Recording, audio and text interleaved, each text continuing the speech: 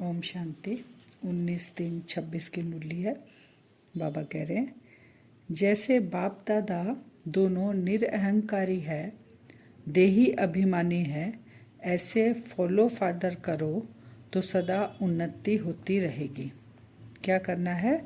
निरअहंकारी बनना है। प्रश्न है, उच्च पद की प्राप्ति के लिए कौन सी खबरदारी रखना जरूरी है? कैसे ऊंच पद मिलेगा? तो 3 पॉइंट बाबा बताएं। ऊंच पद पाना है तो खबरदारी रखो कि मनसा से भी किसी को मेरे द्वारा दुख न हो। पहला हुआ दुख, किसी भी परिस्थिति में क्रोध न आए। दूसरा हुआ क्रोध। तीसरा, बाप का बनकर बाप के कार्य में इस रुद्र यज्ञ में विघ्न रूप न बने। अगर कोई मुख से बाबा बाबा कहे और चलन रॉयल न हो तो ऊंच पद नहीं मिल सकता।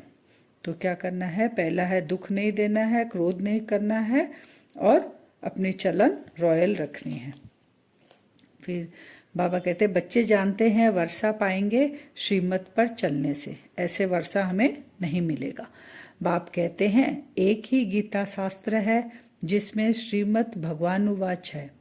भगवान तो सबका बाप है, वही आकर सबको श्रेष्ठ बनाया होगा, तब तो उसकी महिमा है। क्योंकि दुख में जब मनुष्य रहते हैं तो किसको याद करते हैं? भगवान को ही याद करते हैं। तो बाबा कहते जरूर कुछ आके किया होगा। फिर बाबा ने गीता में सबसे बड़ी भूल कैसे हुई वो बाबा क्लियर कर रहे हैं। गीता में भूल क्यों हुई वह भी बाप आकर समझाते हैं। रावण राज्य शुरू होने से ही रावण मत पर चल पड़ते हैं। जैसे कहा जाता है शंकर प्रेरक है, बॉम्ब्स आदि बनवाए हैं, वैसे 5 विकार रूपी रावण प्रेरक है मनुष्य को पतित बनाने में। जब 5 विकारों की प्रवेशता हुई तो हमने क्या भूल कर दी? गीता में भगवान वाच के जगह श्री कृष्ण वाच लिख दिए। ये बाबा क्लियर कर रहे हैं। फिर पतित पावन आओ, हम पुकारते हैं ना बाबा को, पतित पावन आओ। तो बाबा कहते हैं इससे सिद्ध होता है पतित बनाने वाला अलग है और पावन बनाने वाला अलग है। हम खुद को देख सकते हैं हम क्या सर्विस कर रहे हैं। बाबा चेकिंग के लिए कर रहे हैं।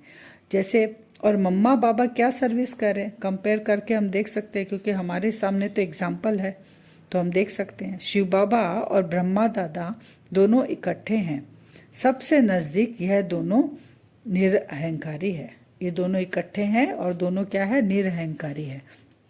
और बाबा फिर चेकिंग करने कह रहे हैं सर्विस में मम्मा बाबा के जैसे। बाबा कहते हैं मुरली चलती है तो ब्रह्मा भी जरूर सुनता होगा।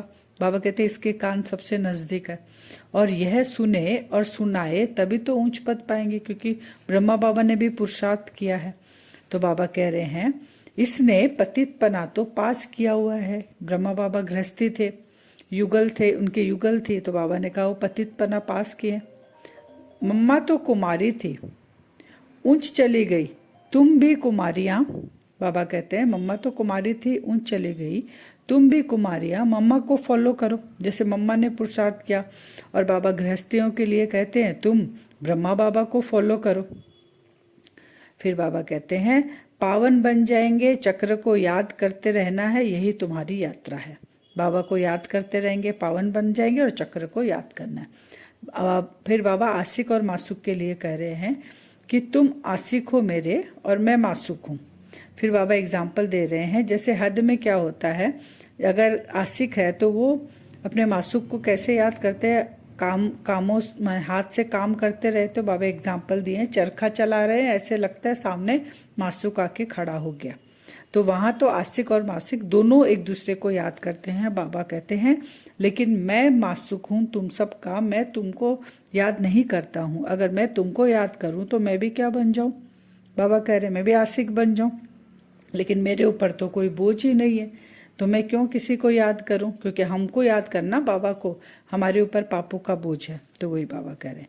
बाबा कहते हैं तुम लाइट हाउस हो ना, हर एक को रास्ता बताने वाले हो। कौन सा रास्ता बताते हैं हम? सुखधाम का और शांति धाम का। फिर बाबा कहते हैं हम एक्टर हैं, पार्ट बजाने आते हैं। हम कौन है?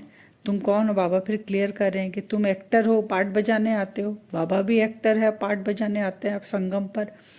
अभी कर्मातीत अवस्था में जरूर जाना है, फिर गोल्डन एज में आना है। अब हम जो पुरुषार्थ कर रहे हैं उससे क्या होगा, लास्ट में बाबा ने कहा निरहंकारी बनो, तो लास्ट में हमारी कर्मातीत अवस्था हो जाएगी, गोल्डन एज में जाएंगे।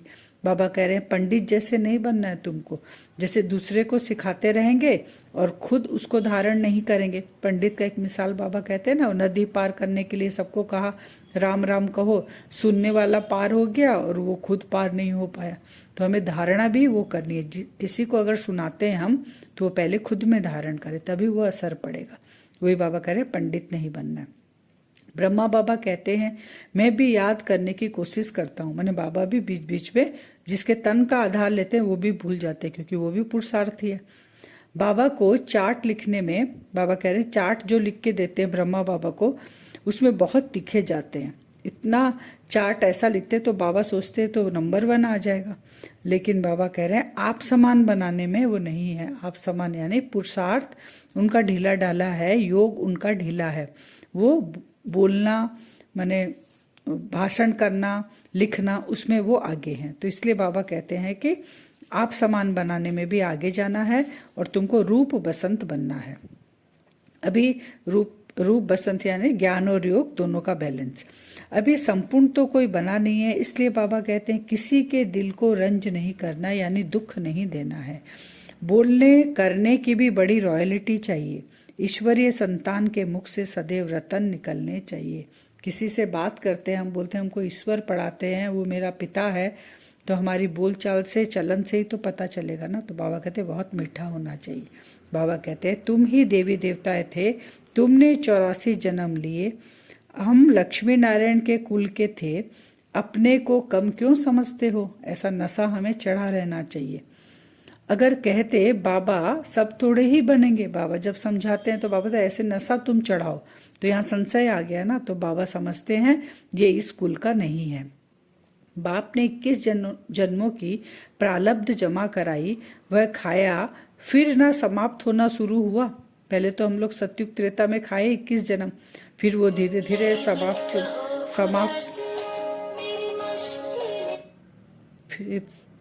फिर वो समाप्त होना शुरू हुआ, बाबा कह रहे हैं। तो फिर बाबा कहते हैं कि तुम्हारी चढ़ती कला थी, फिर धीरे धीरे जैसे खत्म हो गया, फिर तुम उतरती कला में आ गए। बाबा कर्म अकर्म विकर्म के बारे में बाबा बता रहे हैं क्लियर करके। कर्म क्या है, बाबा कहते हैं अभी कलयुग में तुम जो भी करते हो वो तुम्हारे विकर्म हो जाते हैं, और सतयुग में तुम जो भी करते हो वो तुम्हारे अकर्म हो जाते हैं। और बाबा के श्रीमत अनुसार जो भी कर्म हम करते हैं वो हमारे श्रेष्ठ कर्म हो जाते हैं। तो बाबा कर्म अकर्म विकर्म की बात बता रहे हैं। यह बना बनाया ड्रामा है, इसमें फर्क नहीं हो सकता। सबका झाड़ अपना, बाबा कहते हैं अपना अपना होता है। जैसे देवकुल का देवी देवताओं का झाड़ अलग है, क्रिश्चियन धर्म का झाड़ अलग है। तो बाबा कहते हैं जो देवकुल की आत्मा है वो अपने आप को हिंदू समझने लग गई, अपने आप को भूल गई, तो वो कन्वर्ट हो गई क्रिश्चियन धर्म में, कुछ जाकर कन्वर्ट हो गए। फिर बाबा कहते हैं ये बना बनाया अनादि ड्रामा है। जैसे बाप का धंधा क्या है, पतित से पावन बनाने का।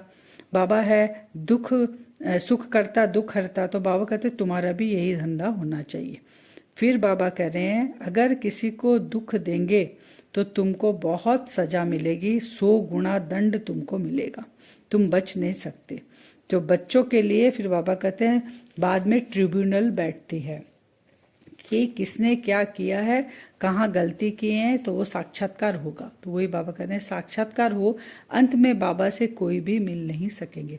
साक्षात्कार हुआ, पश्चाताप करें, लेकिन बाबा से नहीं मिल पाएंगे। अहो प्रभु तेरी लीला, लास्ट में ये शब्द सबके मुंह से निकलेंगे कि आप आए और हमें पता भी नहीं चला। यही बाबा कहते यह भी गाया हुआ तो है ना, विद्वान पंडित आदि भी पीछे आएंगे जब उनके सिंहासन हिलेंगे। फिर आज का वरदान है पावरफुल दर्पण द्वारा सभी को स्वयं का साक्षात्कार कराने वाले साक्षात्कार मूर्त भव। कैसा दर्पण होना चाहिए, बाबा कह रहे ऐसा दर्पण होना चाहिए तुम्हारे सामने जो भी आए, बाबा कह रहे हैं कि जो सभी को स्वयं का साक्षात्कार करा सको। कैसे, अर्थात आपके सामने आते ही देह को भूल अपनी देही रूप में स्थित हो जाए। ऐसा पावरफुल दर्पण हम बने। वास्तविक सर्विस यही है, इसी से जय जयकार होगी। हमारे सामने आएंगे देहधारी और खुद भी देह को भूल जाएंगे और देही अवस्था में स्थित हो जाएंगे। स्लोगन है, शिक्षाओं को स्वरूप में लाने वाले ही ज्ञान स्वरूप प्रेम स्वरूप आत्मा है। शिक्षाओं को स्वरूप में लाने वाले ही ज्ञान स्वरूप प्रेम स्वरूप आत्मा है। अव्यक्त इशारे है, निश्चय का फाउंडेशन अगर मजबूत है तो निर्भय और निश्चिंत रहेंगे। आज बाबा विस्तार से एक टॉपिक कह रहे हैं कि विजय, खुद को हम अगर विजय का हमको नशा रहेगा या हम विजय होंगे उसके ऊपर है। बाप में तो निश्चय है, लेकिन अपने में भी निश्चय बुद्धि होकर कार्य करो तो फिर विजय है ही। निश्चय किसके ऊपर? आज बाबा कह रहे हैं खुद पे।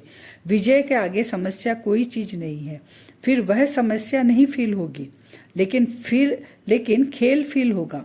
खेल खुशी से किया जाता है। कोई कार्य सहज होता है तो कहा जाता है यह तो बाएं हाथ का खेल है, अर्थात सहज है। तो यह भी बुद्धि का खेल हो जाएगा, खेल में घबराएंगे नहीं। अगर खुद पे निश्चय होगा, विजय बार बार हम अगर विजय होते जा रहे हैं तो बाबा बोलते बाएं हाथ का खेल लगेगा और हम कोई भी परिस्थिति में खेल में घबराएंगे नहीं।